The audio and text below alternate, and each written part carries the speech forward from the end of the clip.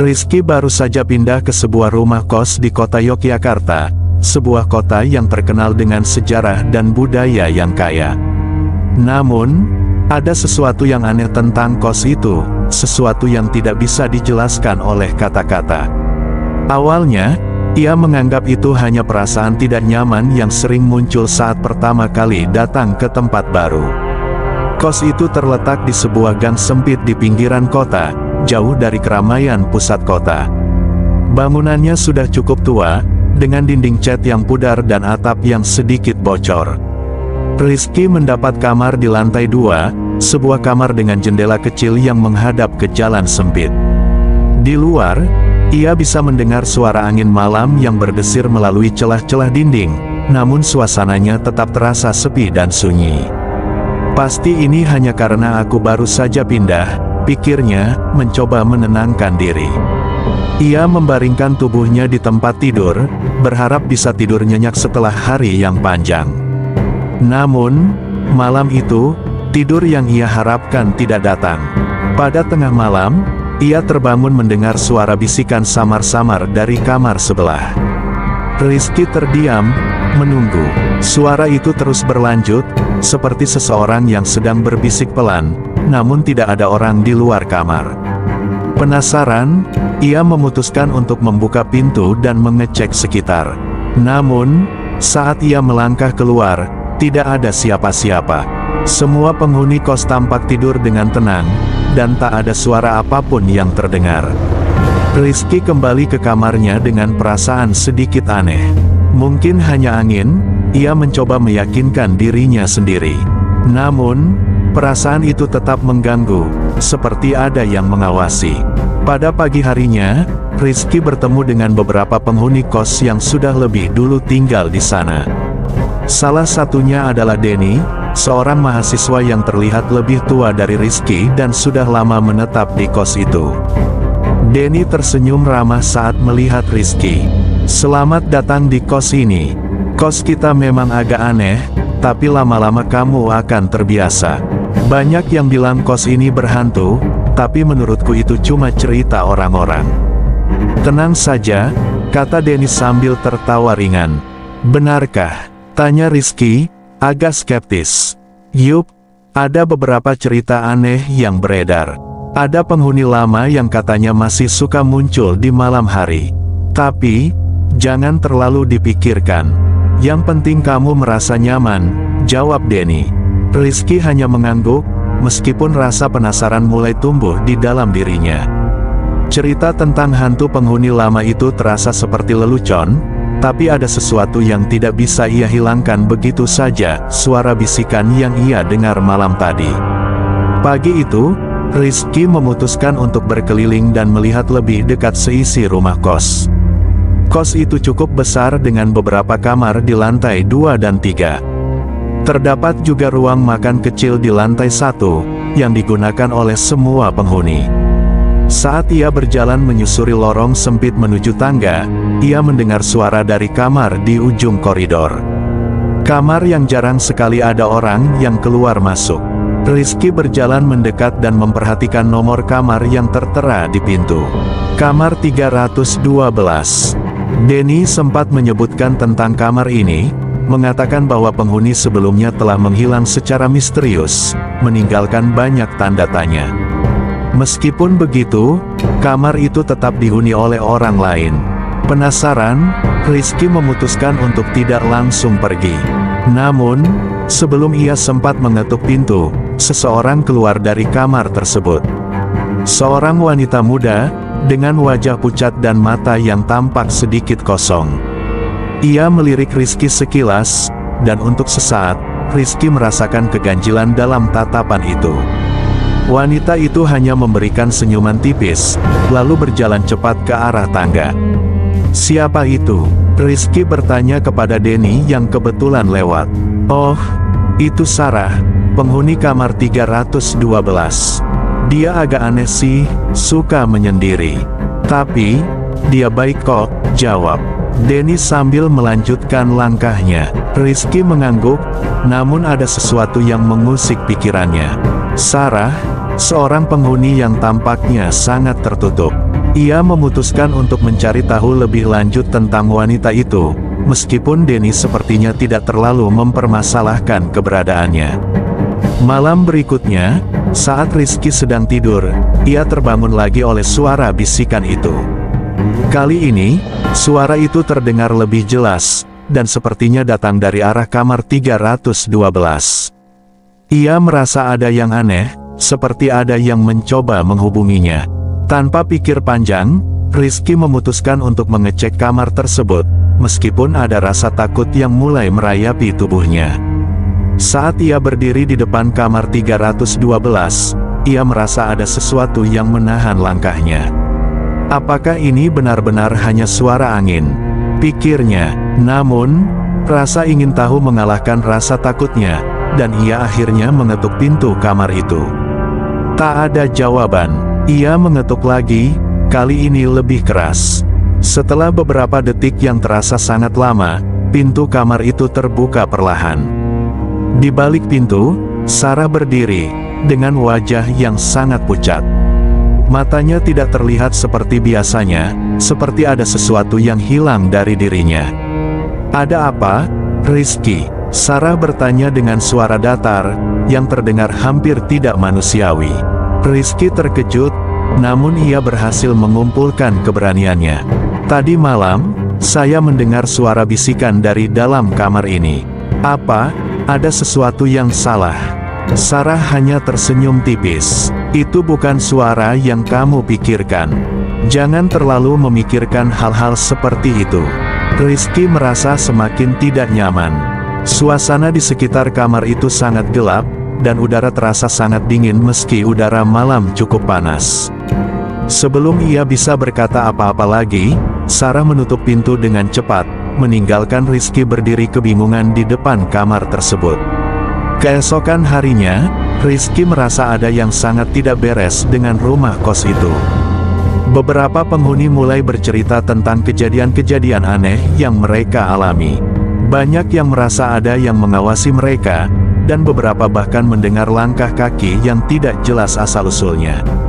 Namun, yang paling mencurigakan adalah kisah tentang Sarah yang terus muncul di kamar 312, meskipun beberapa penghuni mengaku tidak pernah melihatnya keluar dari kamar sejak lama.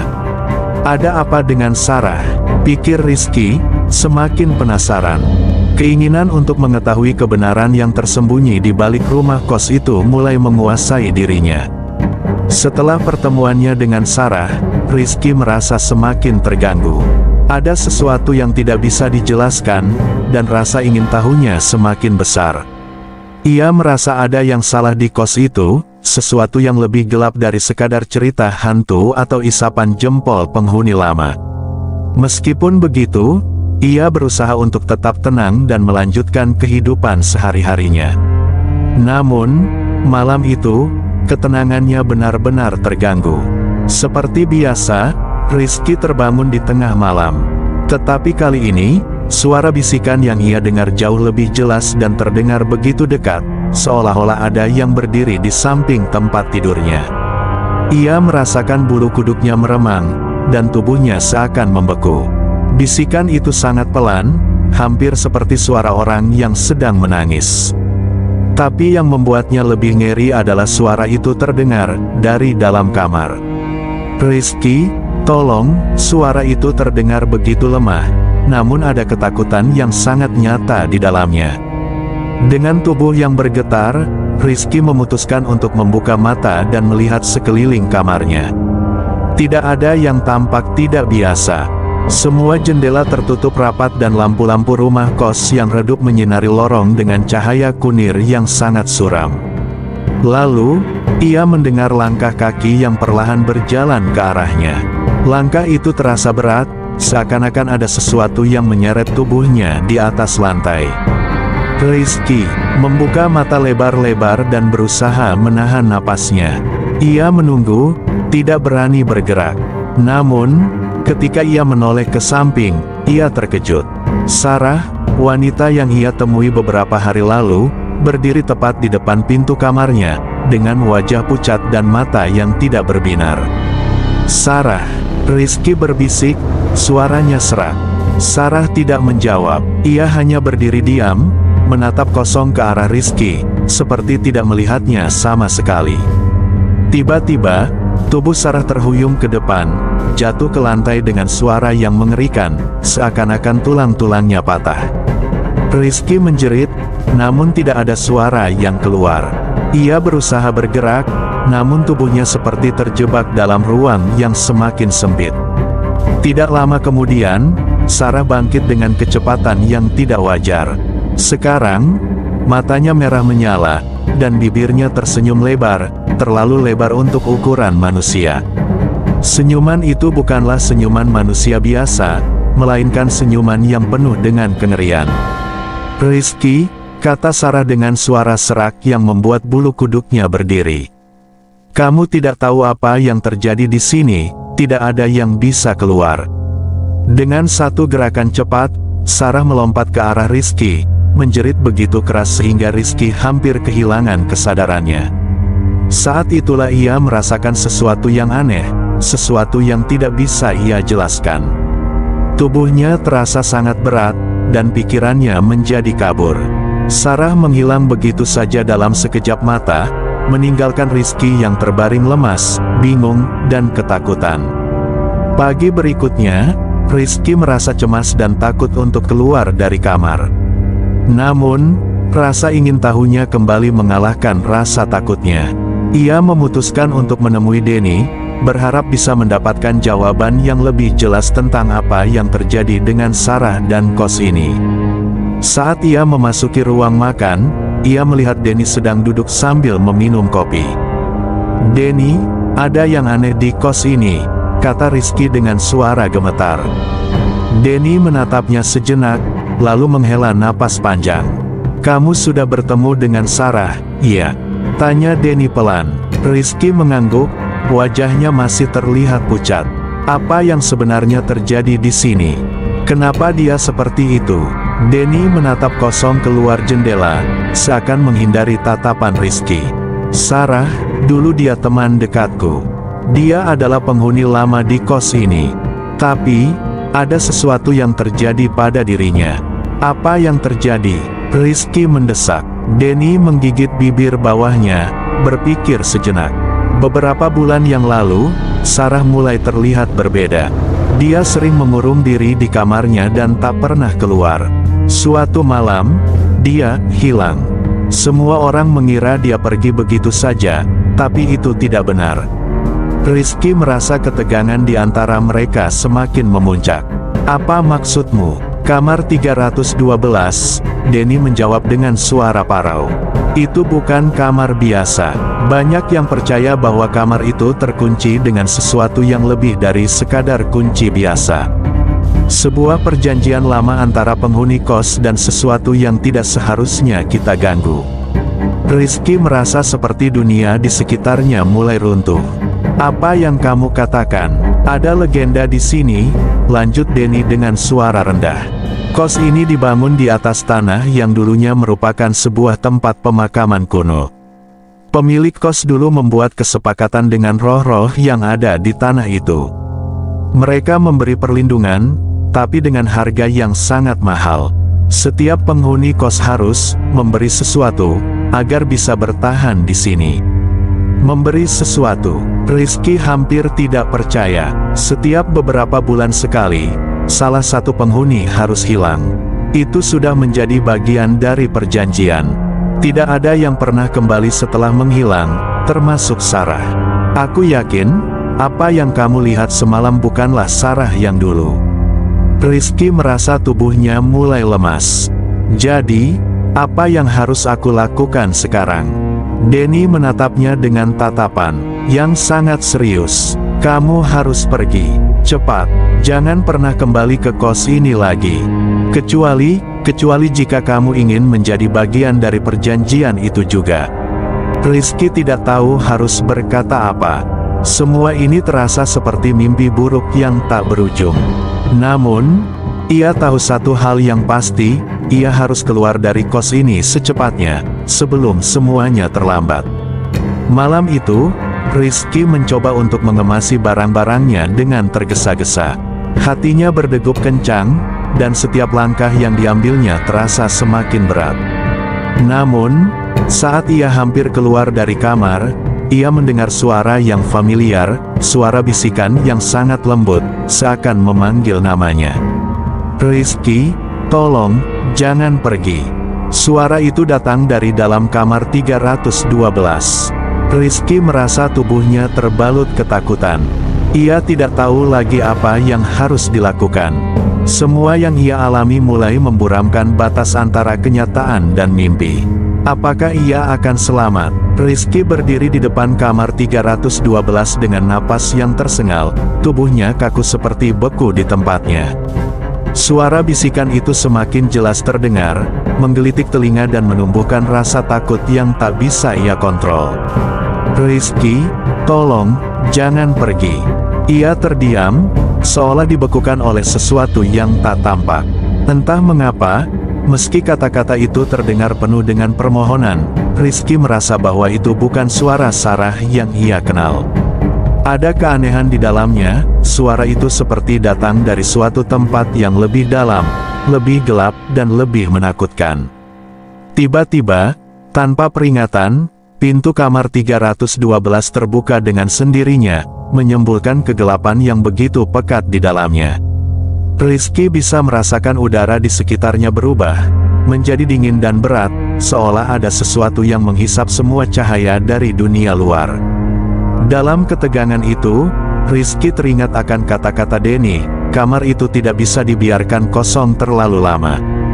Dengan ragu-ragu, ia melangkah maju, menuju pintu yang terbuka lebar. Setiap langkah terasa begitu berat, seakan ada tangan tak terlihat yang menariknya mundur. Namun, rasa ingin tahu yang lebih besar, ditambah dengan rasa takut yang bercampur aduk, mendorongnya untuk masuk. Begitu ia melangkah masuk, udara di dalam kamar terasa semakin dingin. Kamar itu gelap, hanya diterangi oleh cahaya rembulan yang menyelinap masuk melalui celah jendela yang setengah tertutup.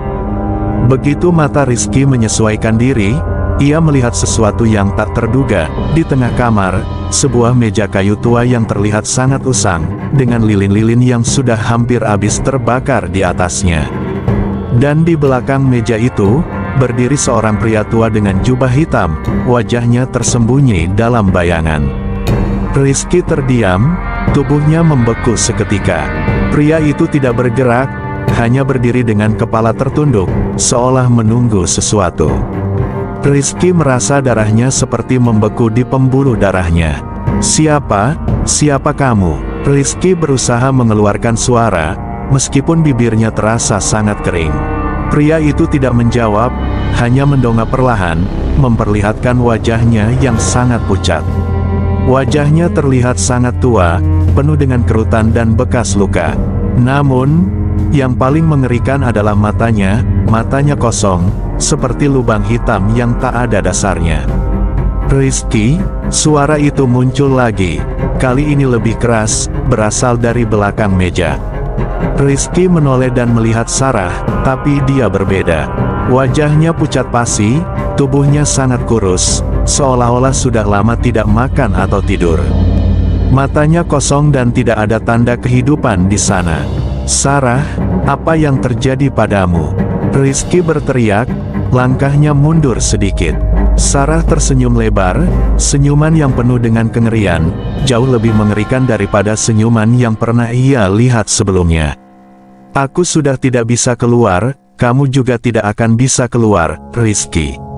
Semuanya sudah terlambat," katanya dengan suara yang tidak lagi manusiawi. Rizky berbalik dan berlari ke pintu, tetapi pintu itu tiba-tiba tertutup dengan keras, seperti ada kekuatan tak tampak yang mengunci jalan keluarnya.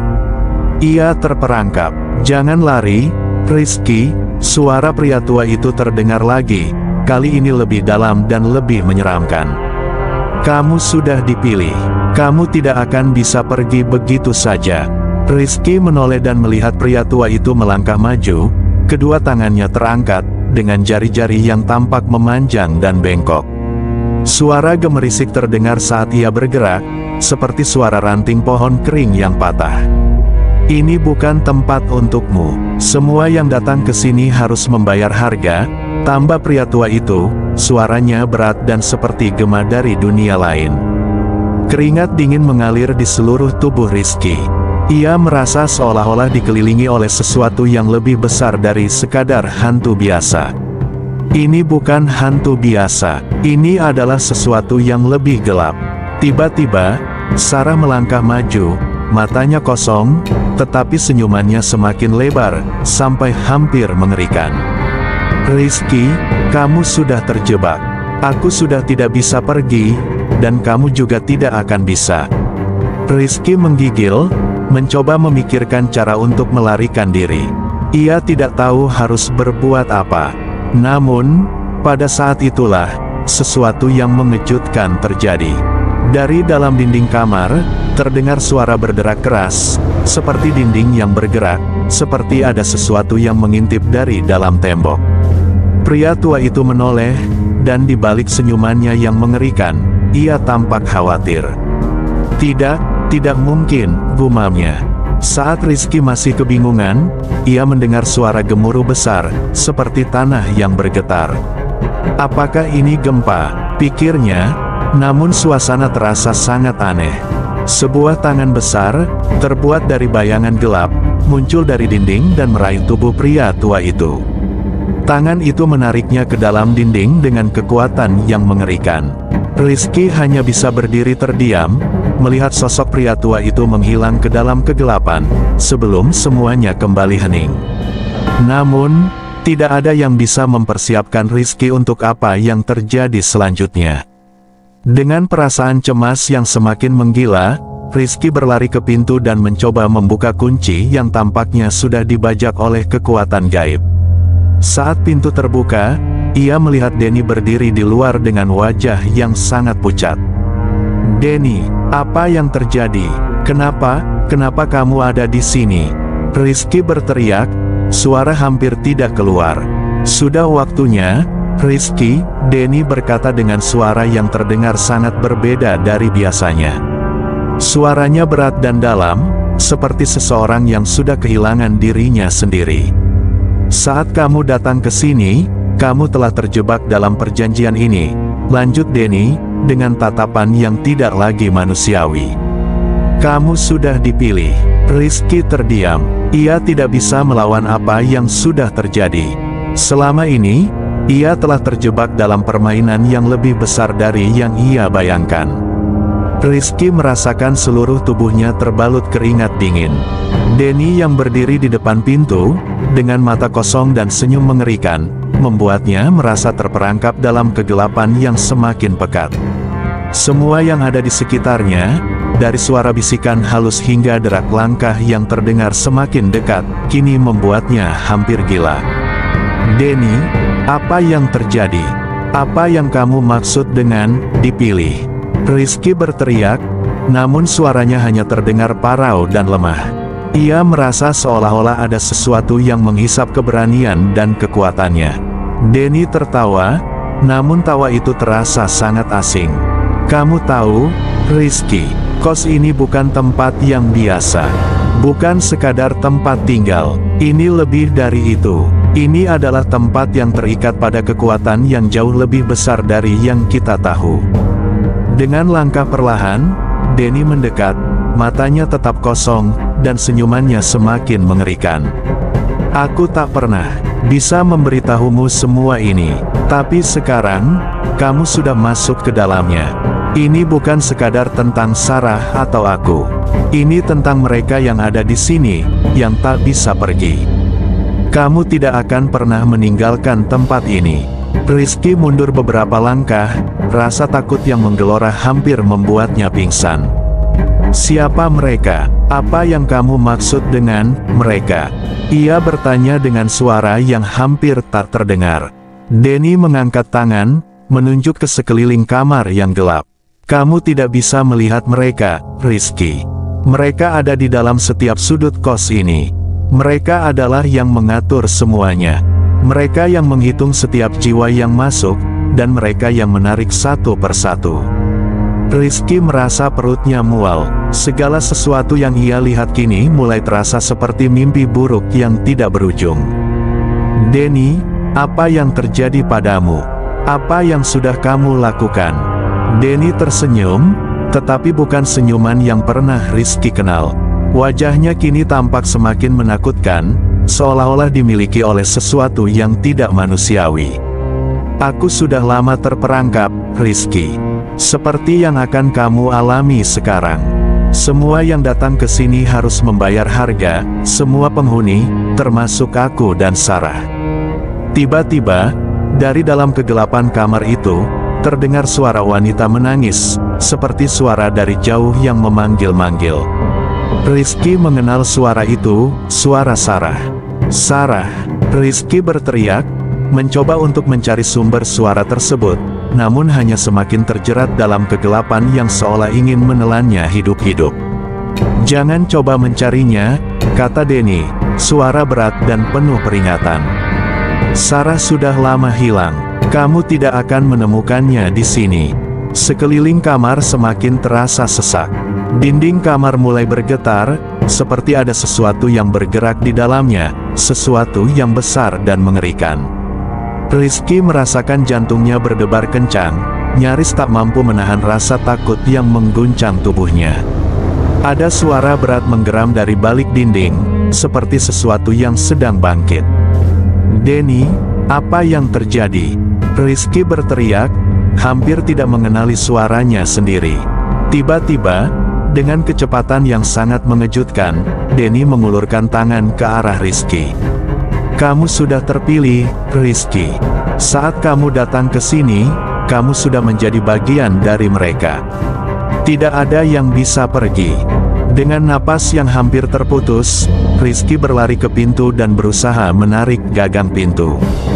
Namun, seperti yang ia duga, pintu itu terkunci, terhalang oleh kekuatan yang tak tampak. Tidak ada jalan keluar, Rizky, suara Denny terdengar semakin dalam, semakin mengerikan. "Tidak ada yang bisa keluar dari sini. Sekali kamu masuk, kamu akan tetap berada di sini selamanya." Saat itu, suara langkah kaki terdengar dari koridor luar. Langkah-langkah berat yang semakin mendekat ke pintu kamar 312, seolah-olah ada banyak orang yang berjalan bersamaan. Rizky berbalik dan melihat, dari balik bayangan, sosok-sosok yang tak tampak dengan jelas mulai muncul satu persatu. Mereka adalah penghuni lama kos, tetapi wajah mereka tampak sangat berbeda, pucat, kosong, dengan tatapan yang tidak lagi manusiawi. Beberapa di antaranya mengenakan pakaian yang sangat kuno, dan kulit mereka tampak mengeriput, seolah-olah sudah lama mati. Mereka bergerak perlahan, seperti bangkit dari tempat tidur yang sudah lama mereka tinggalkan. Salah satu dari mereka, seorang wanita tua dengan rambut panjang yang kusut, melangkah maju dan mengulurkan tangannya dengan senyum mengerikan. Kami sudah menunggu kamu," katanya. Suaranya terdengar seperti seretan ranting kering. "Sekarang kamu sudah menjadi bagian dari kami." Rizky terhuyung mundur, merasa kepalanya berputar. Matanya mulai kabur, seakan tidak mampu memproses kenyataan yang ada di depannya. Ia ingin berteriak, namun tidak ada suara yang keluar. Semua terasa seperti mimpi buruk yang semakin dalam. Tiba-tiba, dengan sekejap, salah satu penghuni lama menerobos dan menyeret Rizky ke tengah ruangan. Tangan-tangan keriput dan dingin itu meraih tubuhnya dengan kekuatan yang luar biasa. Rizky berusaha melawan, tetapi tubuhnya terasa sangat lemah. Di dalam kegelapan itu, ia bisa merasakan hawa dingin yang semakin merasuk ke dalam tulangnya. "Kamu sudah tidak bisa keluar, Rizky," suara Denny terdengar semakin jauh, semakin menghilang. "Semua yang datang ke sini harus membayar harganya. Tidak ada yang bisa keluar. Kamu sudah menjadi bagian dari kami." Saat itu, tubuh Rizky terjatuh ke tanah, dan pandangannya mulai memudar. Semuanya mulai gelap, dan ia merasa seolah-olah ada sesuatu yang menariknya lebih dalam, menjebaknya dalam kegelapan abadi. Semua suara hilang, hanya ada kesunyian yang mengerikan.